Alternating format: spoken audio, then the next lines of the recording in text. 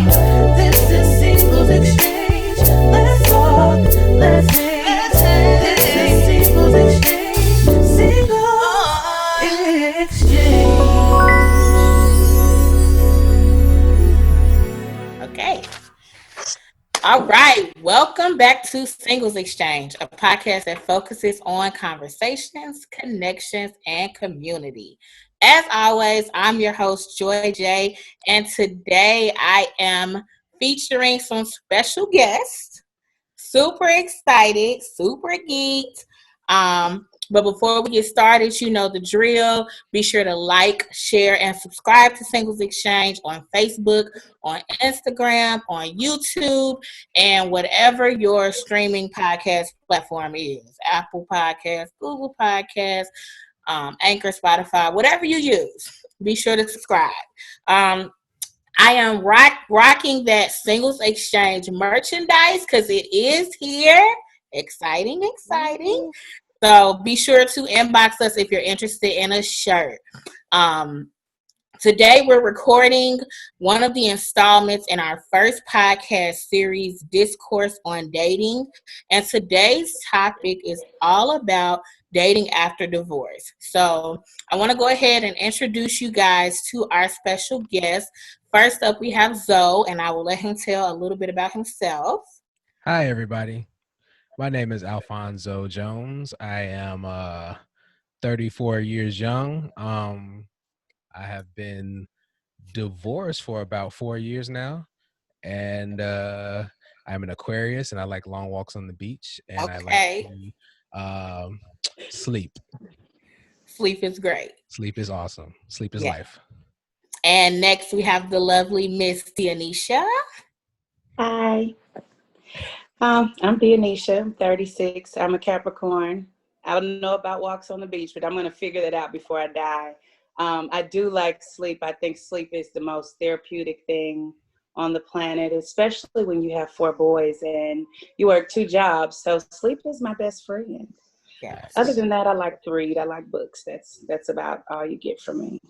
Didi is definitely one of my reading buddies.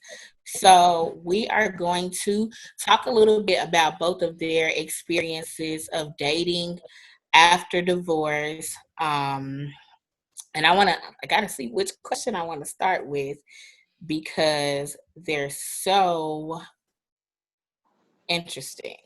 Deep. So this is one that I did not write down, but if you don't mind, tell us a little bit of how you got to the place of divorce. Was it a mutual thing? Was it I hate your stinking guts? Like, how did you get here? Ladies So you want to go first. first? Nope, ladies first. Oh, wow. Okay. So to be completely and fully transparent, I shouldn't have gotten married at all. I got married trying to appease my then pastor. And I wasn't like, oh my God, I'm so in love.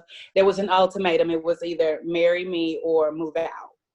Because they were harassing us about living together and shacking and all that foolishness. And so in my mind, he was going to say bye. But he was like, okay. And I was like, what? And so that went on for like 10 years. And I'm going to say probably like 5 years in, I knew that was okay. So 2 to 3 years after the marriage, it was over. But because I had these children and I grew up without a father, I kind of let it linger because I wanted them to have a father. And it was over before it started. Okay. All right. So I guess that's my turn then.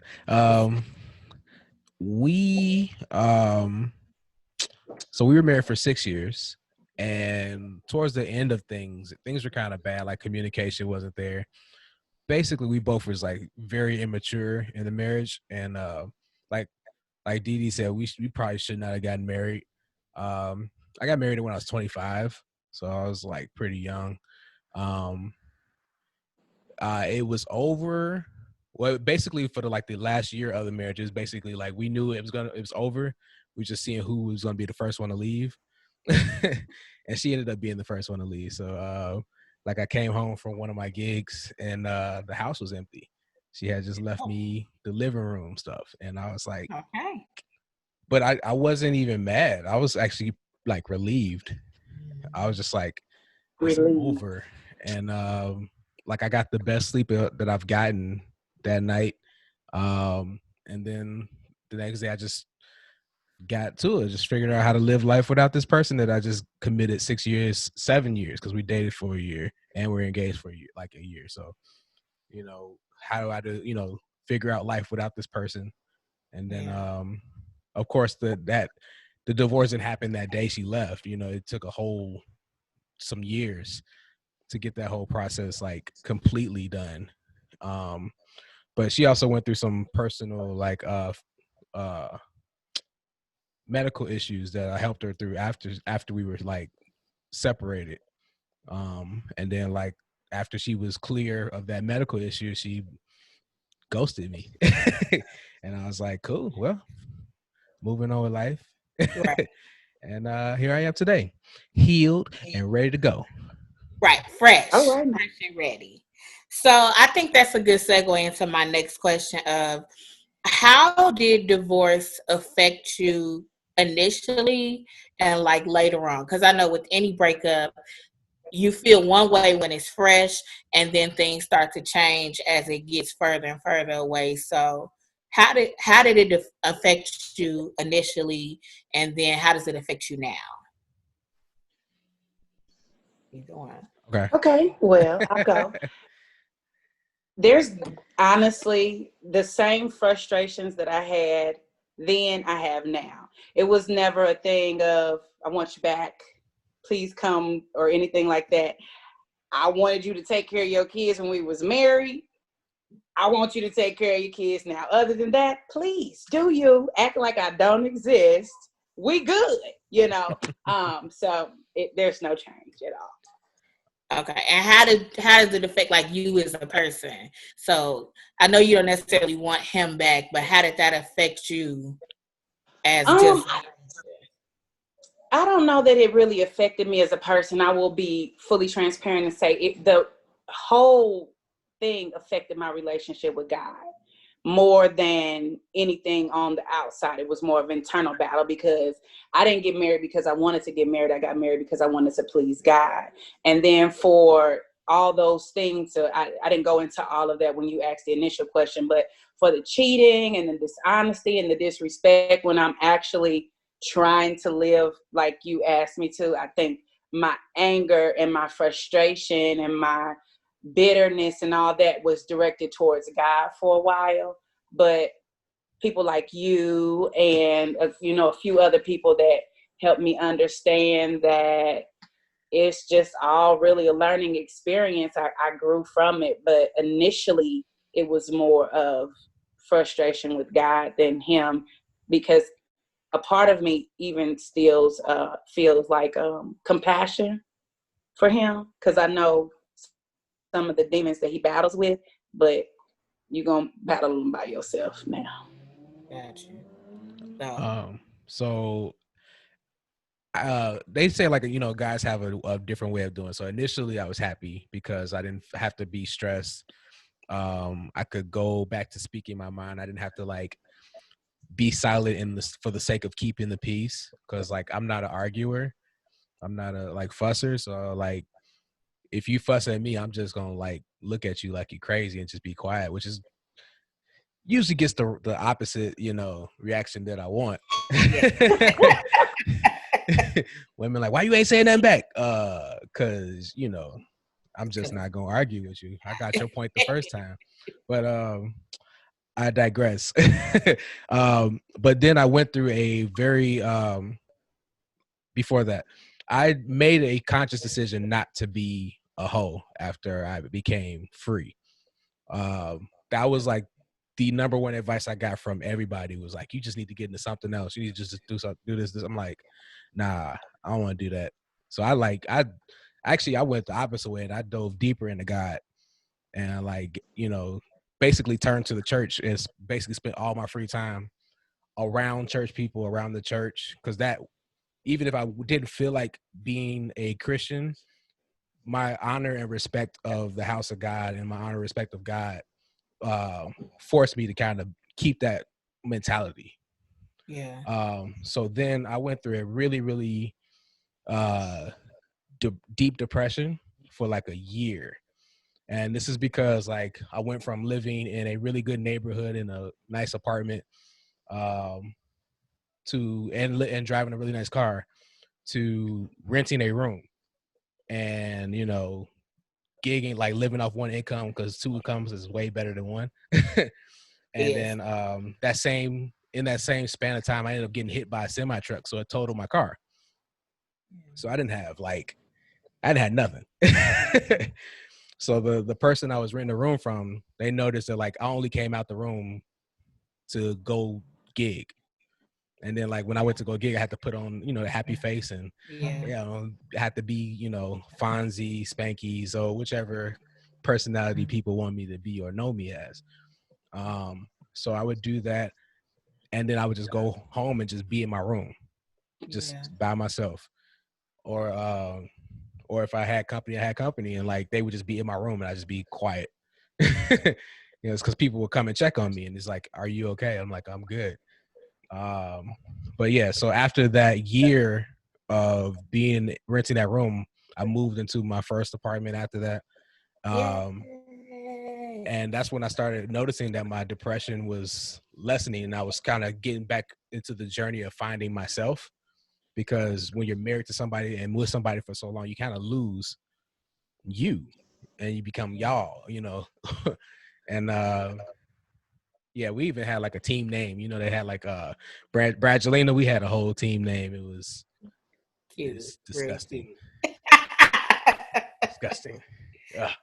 But yeah, I had to find myself again, had to find who Alfonzo was, you know, post marriage, because I didn't want to go back to the pre Alfonso like that you knew in college, you know, even though Yes, like that I was a good version of me because that's where I learned how to speak my mind. I learned how to, you know, who I was as a person and how to be myself, like unapologetically. So I had to learn how to do all that over again. And in that, like God continues to move in my life, like my career, because I was a full-time musician when it happened. So it's like, if I didn't work, I didn't eat. And a lot of times I didn't feel like working because I But was like we in this all like place. to eat. Praise Hey, God. as you can tell. um, but yeah, so it's just like as I got better, my relationship with God got stronger, and then like my life just started falling back into places. So like now I'm in another apartment. I think this is gonna be like the place I live until I get married again. Yeah. But it's a really nice place. I got my own studio in the house, so I can do like whatever I want to do whenever I want to do it. But like it's just like I attribute all that I have now to that experience that I went through. So that I needed that depression, I needed that divorce. Because like I found myself getting comfortable, or I found myself losing myself because I was just trying to keep the peace and just try to, like, you know, lay low and make her happy. That's good. And that's a good, so I want to segue, but first, which both of your answers were great, but one thing that I wanted to piggyback off of Zoe was talking about how you chose not to revert. And I think that's a hard thing for people to do. I think that a lot of people do kind of go backwards when they are initially in this place of hurt, and I'm getting this divorce, and you know, I'm too young for a divorce. And so it's almost like it's an identity crisis, which you did say that. It's an identity crisis because now I have to rediscover who I am without this person. So that was really good. And I like the fact that you said that you were able to turn back to God, which you guys kind of had opposing views, not in a bad way, but Dee Dee was saying that a lot of her anger was towards God. So I just thought that was really interesting. Even just from the aspect, because of course we're all church kids, but I Yeah. am fully a church girl who understands that the church teaches women to be a wife, be a wife, be a wife, be a wife. And I'm not what a church. Didi is not a church girl, but she's a church lady in her adulthood. Absolutely. I ain't your regular church dude either, though. But you Right. know, And Zoe's merch says it all because he is not your regular church dude. Well, So I'm not saying it like that because I absolutely am now, but I didn't grow up in Yeah. the church. So at the time of me, going into the marriage and everything, I'm like gung ho for God, da da da da, and then this happened. Like really, Yeah. no, I was the same way because like we were always taught that when you find your helpmeet, now you're walking in your full purpose of God, and it's like when Yeah. that doesn't happen, it's just like, wow, God, we had, there was, they do the whole follow me as I follow Christ, and it's like now right. I'm following Christ, but I don't have this person, Yeah. this person ain't on the same page as me. Yeah, that's So, good. So Zoe, you said something, and this is the segue I wanted to get to. You said that you did want to be married again. Dee, is that something that you also would like to do? Absolutely. Okay. I didn't So always feel that way. Okay, let's talk about that then. How did we get here? Realizing that I needed companionship, realizing that my purpose that God has for me is not tied. I can't do it by myself, basically. And I know in the role that God has me in right now, I need a wife. I can't be single. Like for a single man in ministry, like there's so many pitfalls and traps that are set for you that Listen. your wife can help you see. And I need that right now. I need that for the rest of my life. Yeah, that's a real thing. Which shameless plugger. Another installment in this series is going to be called Dating and Divinity, where we will talk about being a single person in ministry. So you be on the lookout for that too. All right. Dee knows that as well. She knows that struggle very well. Dee, you said you do want to be married again. Did you always feel that way coming out of your divorce to now? It's a daily battle. I'm gonna be fully transparent. I'm completely and utterly double-minded and unstable. When I get up and I ain't gotta argue with nobody, I ain't gotta ask you where this money is, or why you didn't do this, who is that on your phone? Like there's contentment in being single. Mm-hmm. A contentment like he stated that I didn't experience at all. 0% when I was married. But on the other side, like he brought up, that helped me, that confidant, that friend, that lover, that person that you can pray with, like for real, not you always only praying for, that you can walk in ministry together. Like all it seems like a fairy tale. So of course I would like that. But if I gotta pick head, so I might stay. No, and I totally agree. It's a daily, thing. Like I've gone on dates, and it's like you date some women, you just be like, man, I'm so happy to be single because I could just walk away from this thing right now and like not even like Man. think twice about it. Like I'm not even like I've grown past the ghosting, so I just be like, look, this ain't working. I'm not gonna call you no more. Bye. Like first and foremost, I feel like I'm too old to be playing those ghosting games, and it's like, I know exactly what I want. Like that, the whole process of like being single after divorce has taught me exactly what I want, exactly what I need, and that's what I'm looking for. That's good. So, and this is for both of you, what are some red flags that you ignored in your marriage that you absolutely will not ignore in the future? So you go first. I was gonna say the same thing. Dang, she in my head. So I'm gonna try not to put like her business out there, but like basically, I need somebody who is ambitious on their own, because that is going to translate to how we operate in our marriage. I've learned that I fell in love with her potential, and I didn't see who she was as a person. I just saw what she could be. And that's what I always strived for in our marriage. And that's what was like always the basis of contention in our marriage.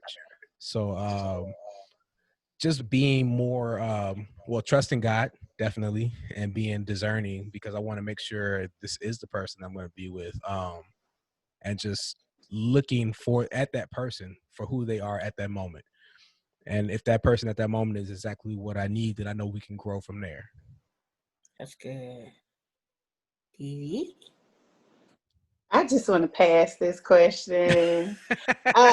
Okay, so just being, when I met my ex-husband, I didn't really know God for real. I didn't know Christ for real. I had been to church and it was like, oh, look at the people shouting, it wasn't a real thing for me. And I guess it enticed me that he was somebody that went to church every Sunday and he was at choir rehearsal and he was at Bible study. But after getting to know him, he wasn't at church for God. He was at church to get that check. Mm-hmm. He wasn't at Bible study for God. He was at Bible study because you had to come to Bible study to continue to be a musician. Okay, I was to about to get ask to that see a check. musician. He was at rehearsal. I was waiting for He it. was required to be there. So one of my requirements is that when I meet you, you got to love God personally. Yeah. Before, I mean, if you don't go to church, I ain't gonna flip out about that because I know it's real people who really love God and they're not committed to a church home. But you have to have a personal relationship with God for real before we can talk about anything else. We can talk about you being lazy, possibly, maybe. We can discuss the fact that your credit is looking like something else. But if you don't love God, I can't touch it. Yeah. Because that's not a battle I'm willing to fight. I know who God has called me to be. And at this point, if we can't walk together, we can't agree. Yeah, definitely being on the same page of religious beliefs is going to be like a key point. Because I've thought about it. I've weighed those options of like, what if I get with somebody who is not, a Christian or somebody who doesn't go to church, and like, what are those arguments are going to be like? What are those disagreements are going to be like? Do I want to deal with that? Do I have to deal with that? And it's like, no, I don't. If I just find the person that's in the will of God the same way I am, then I don't have to worry about those things. That's good. And then one other thing I have to mention, because it's a little different for he and I have to be with somebody who loves kids. Which is a great segue. Great into my next question, because Dee, you have children. So how does you dating after your divorce, so dating now, how does that impact your children? And what are some qualifications? Like, because I know I'll let you tell about your kids, but how do your expectations and standards play into the fact that you also have children? The children are the bar, period. Yeah. Unfortunately, it's not all about me. As much as I want my husband to think that I'm everything and the bag of chips and all this, that, and the other, it's not. As much as I want to be married and I want to fall in love and all this, that, and the other, them kids are looking for something that they've never had. So I can't even honestly say that I really date. I'll meet you. We'll text a couple times and that's it. Wrong answer. You are not who they need to for whatever it is that you are. I'm not for that for my boys.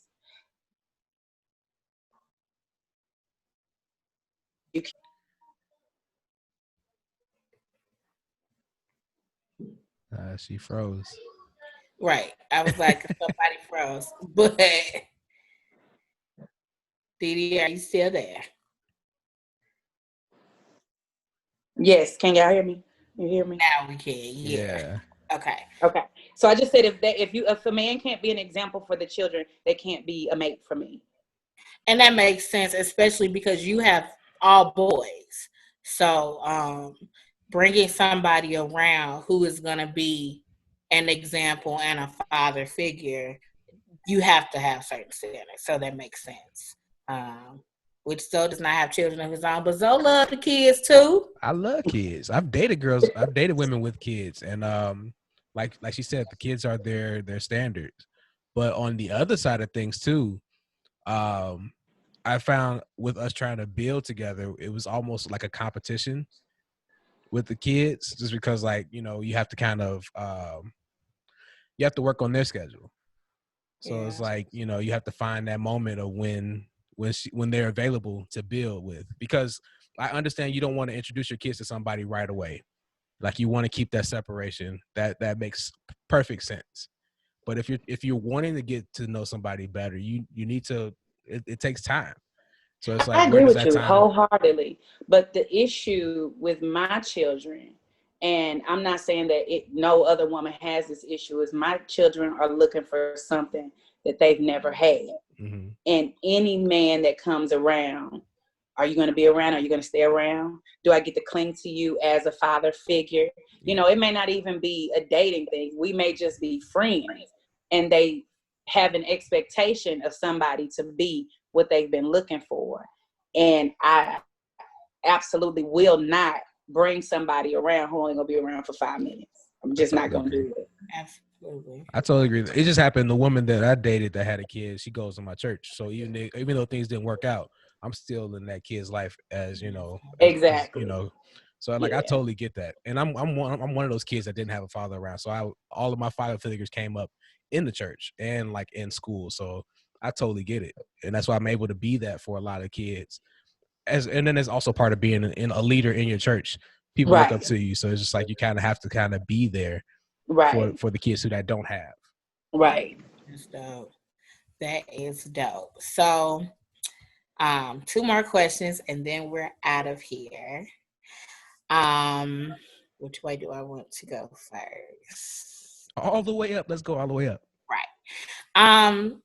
So my question for both of you is, how long do you wait to start dating again after your divorce? Well, what's the time span before it's acceptable to date again? I think our answers are going to differ tremendously. So Okay. he had to rebuild his life and find out who he was separately. I had already done that.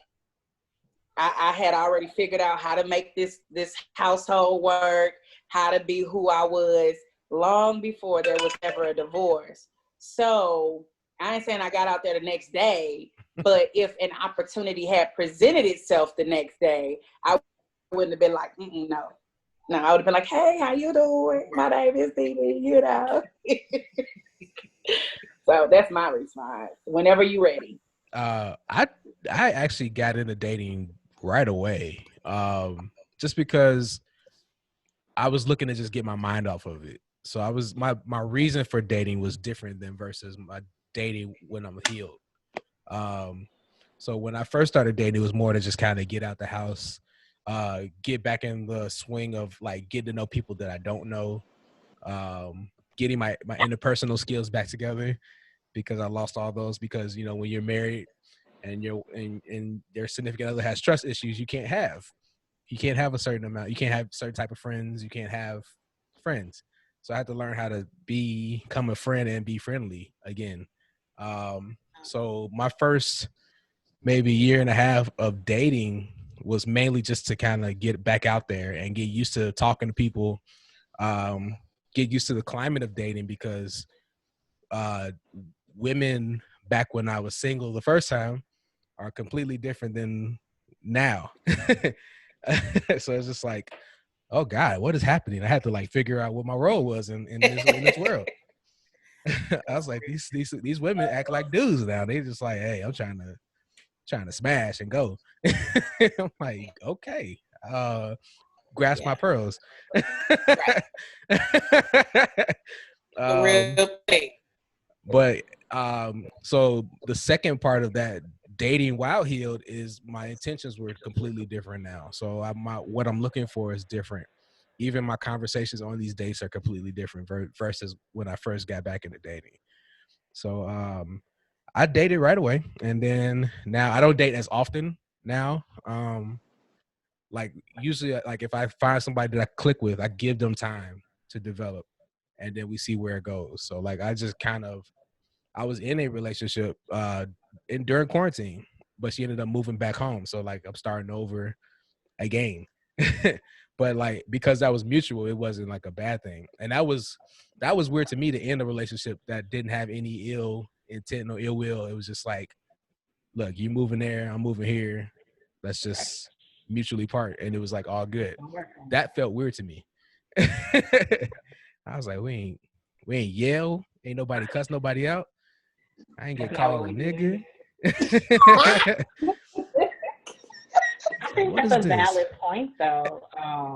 I have another friend who is divorced, and when I was telling her that we were going to be doing this episode, she was saying that the one thing she's noticed is that people tend to, when they break up, and especially when they divorce, they want to have the drama. They want to have the big arguments and the big blow-ups. And she was like, it's just not necessary. You know, if it's not working, it's not working. We ain't got to argue. We just gonna go on our separate way. But I find Let's that's just an kiss and say excuse. goodbye. It's just an excuse. Like you need a reason to like not have communications with this person. And usually, unfortunately, bad ill will is that reason for a lot of people not to have like, oh, I don't like this person. That's why I don't talk to him. Like, no, I still talk to my friend every day. She's my friend because we developed a friendship before we made that transition into a relationship. So like we still talk. And it's just like, but I'm not like when I start to date somebody seriously, then I know like that time has to like you have to go on the back burner. And we But not only that, that's a good point, but a lot of people nowadays, they don't have boundaries. So I can't be your friend because when you get mad at her, you're not coming over here and laying down. We not cool like that. You're my ex. right. On all levels. So let's not. And so I have created a lot of those boundaries because of I don't talk to you at all because people they've been familiar with you and they think that they always hold that spot. Ex-husband or not, never again in life, ever. No, I totally agree. And that's like, and that's what I found I had to make clear. It was like, look, you don't have this access anymore. Like, Absolutely. you know, because, and then I have a benefit because she's thousands of miles away now. So it's like, I ain't got to worry about her getting mad at somebody and coming over here. You know what I'm saying? Like, nope. Are you done crying your ass out? Okay. Bye. But like, yeah, I'm blessed in that sense of things where like, and then we created boundaries from the jump. Like we always had boundaries throughout the entire friendship / relationship. Like we always like, that was where I learned I can do a relationship again, was this last relationship that I was in, because I was able to apply all the stuff that I learned and that I worked on after the first divorce. Yeah. So it's like being able to put into action those things that you worked on and see that they work and that you could, you know, hold a meaningful relationship for a long length of time. And it made everything click for me. Yeah. Oh. Okay, so last question, guys. And this is a question for both of you. What advice would you give to someone who is divorced and who is looking to get back into dating? DD, it's on you. See, she froze. See, she wasn't ready. I cannot give anybody advice. Dating. I'm in my own world most of the time. The people that know me know, like when it's funny, or I'm not acting crazy or anything like that. It's just something to do. So I can't advise on being just you. Do you be comfortable in knowing that whoever is for you, and they will find you. Hopefully, You're not in your bedroom reading a book all the time like me, and they will actually find you. That is hilarious. You said that. I tell my single friends that all the time. I was like, your husband is not going to come knock on your door and say, I'm supposed to marry you. You have to go outside. Hopefully, by faith, he will. Otherwise, he might not find. And that's what all my super spiritual single friends say too. It's like, God gonna do it. God gonna send him. He gonna if he break in your house, you got a different type of problem, okay? And if he bringing a pizza, that's not the guy. That's not what God has for you. Right. Just because he brings you food doesn't mean. I agree with you wholeheartedly. Right. I'm just honestly very content in having peace. And I don't know if it's the thing of fear. I don't go out. I'm the friend of Joy's that, are you coming? Yeah, Joy, I'm coming. Oops, I ain't make it. You know, and then again, I have the 4 children. I'm very active in church. I don't, when will I go out? When will I find Mr.? Who knows when it's time. But as of right now, I'm in that bed with a book. Well, also, you know, we're in the midst of a pandemic, so that's acceptable for now. But I mean, there's safe ways of dating too, though. There's safe ways to do it. I've adopted the online dating thing. Hinge has kind of been the one that works for me, just because it's a better quality of person on Hinge. And the way that like it's set up, you're not necessarily looking at the superficial of, you're just swiping on looks. You get to kind of see the person's personality in their profiles. But if I were to show you my Hinge, you'll see like there's 10 conversations happening, and like all of them says your turn to talk, because I found one person that I want to talk to, and I'm talking to that one person, and I'm giving that person time to develop. I'm not the type of person that to be like, you know, courting like 15 people at the same time. Like, I don't have the energy. I don't have the money. I ain't got the time. I be looking at dudes that be cheating on their girls. I'm like, how do you do it? Where do you find the energy? How can you deal with 2 black women at the same time? I can barely deal with one. We are a full course load. Man, them black and brown women, I tell y'all are personalities. Yeah. And God loves you all. But my advice to people who are getting back into dating is don't put your full requirements and regulations on that person right from the jump. If you just met that person, don't put your husband requirements on that person, because they'll never meet that requirement. They'll never meet those standards. Just enjoy where you are, like enjoy the conversation, enjoy getting to know that person, and just build a friendship first. Don't just go into it like, you'll be my girlfriend. Maybe I just need to hang out for a season. You know what I'm saying? Like, just build a friendship and like let the relationship naturally progress into where it's going to be, because you'll know if this person is for you, you know, with time. And it's like, you have time. Utilize time. Utilize it. There's no rush, especially like if you're in your 30s. Like we look at our 30s, we're like, oh my God, we're getting old. Like, I'm, you know, there's people are living this, you know, 80, 90 years old. Like, there's so much time until then. Like, you got time. You got time. That's dope. I like it. Well, as always, thank you guys for coming on Singles Exchange.